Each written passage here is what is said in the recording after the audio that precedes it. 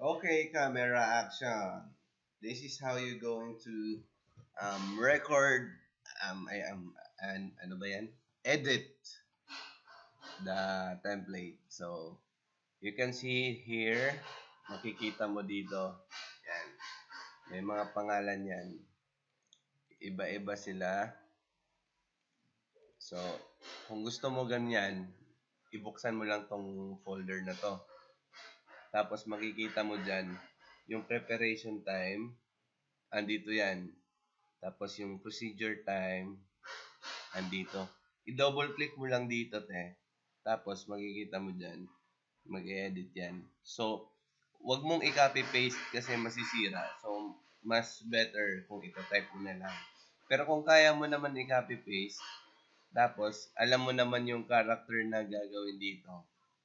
So, pag copy-paste, masira yan. Dito mo lang i-adjust sa paragraph, alignment, or sa character dito. Okay. So, once na masira, sample. Sample ko. O, magka-copy ako. Copy ko to.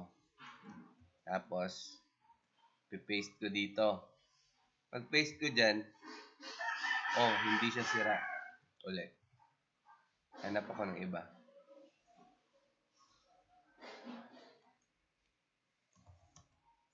Dyan. Pag ganun, oh, nasira siya. Iba. Iba yung kinalabasan. So, much better na pag double click mo dyan, ito lang yung i-highlight mo, tapos ipipaste mo. Yun. Hindi mababago yung procedure. Iba kasi yung texture niyan. So, yun. Ganun lang. Kung kaya mong i-type, type na lang. or pwede rin naman isa-isa by number yung pagka-copy paste mo. Paste mo by number. Paste mo by number. Para hindi siya masira. Tapos makikita mo procedure, tapos ingredient, tapos yung title ito, seafood. Seafood tempura.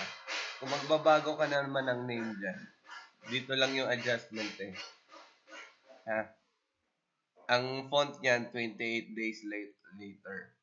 So, isend ko yan sa'yo. I-install mo sa laptop mo.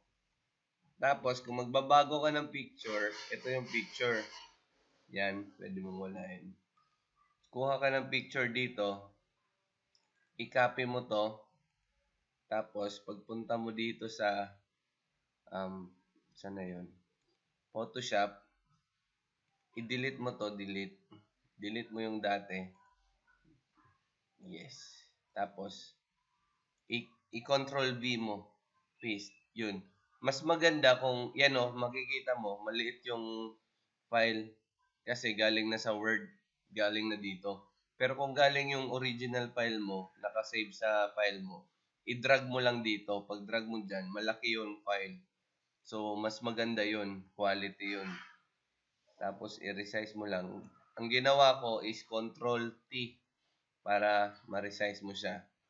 Tapos, hold shift para hindi masira yung perspective, ang kanya, size niya, hindi masira, hindi ma-deform.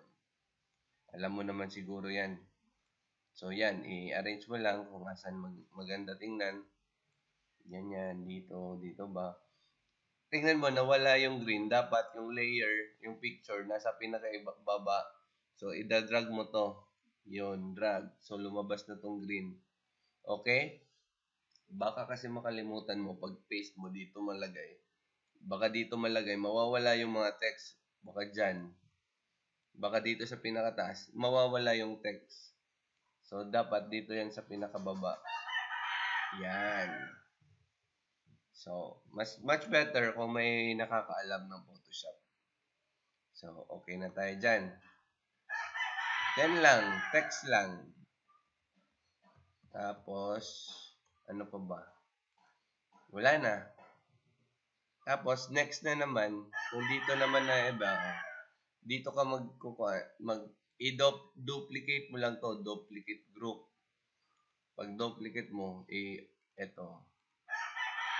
Yan, pwede ka nang magbago dito kahit mag-delete ka dyan. Yan. Pero pwede rin hindi na mag-duplicate. Basta as long as ma-edit mo picture. I-save mo na lang. Save as. Tapos JPEG. Pag JPEG dyan, picture. Pagka-save mo nyan, iba na naman. Ibahin mo na naman to. Saan mo gusto mag-edit. Okay? Are we clear? Okay na. Sige, bye-bye. Galingan mo.